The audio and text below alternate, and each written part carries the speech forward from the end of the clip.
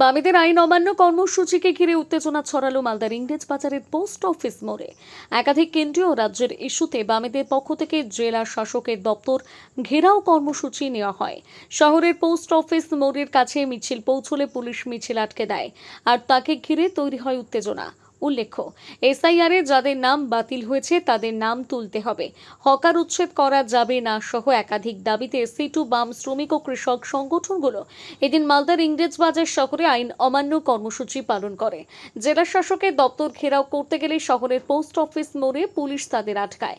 প্রথম ব্যারিকেডটি আন্দোলনকারীরা ভেঙে ফেলে, দ্বিতীয় ব্যারিকেডে আটকে যায়, সেখানেই পথসভা করা হয়। মালদা থেকে রাহুল মণ্ডলের রিপোর্ট, সানন্দা নিউজ।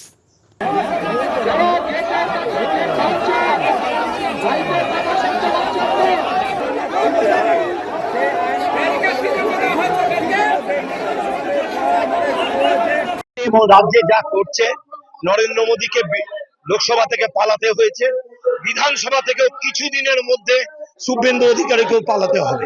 হকারদের পুনর্বাসন ছাড়া উচ্ছেদ করা হচ্ছে। আজকে হচ্ছে মিড ডে মিলের কাজ কেড়ে নেওয়ার চক্রান্ত চলছে। স্মার্ট মিটার লাগিয়ে মধ্যবিত্তদের উপর আক্রমণ হচ্ছে।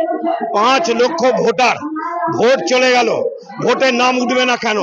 নাম না উঠলে কলকাতা পর্যন্ত এই আন্দোলন ছড়াবে। ফলে এই সমস্ত দাবি নিয়ে আমরা আজকে রাস্তায় আছি। শ্রমিক, কৃষক, ক্ষেতমজুর, কেন্দ্রীয় ট্রেড ইউনিয়ন এবং সংযুক্ত কিষাণ মোর্চা।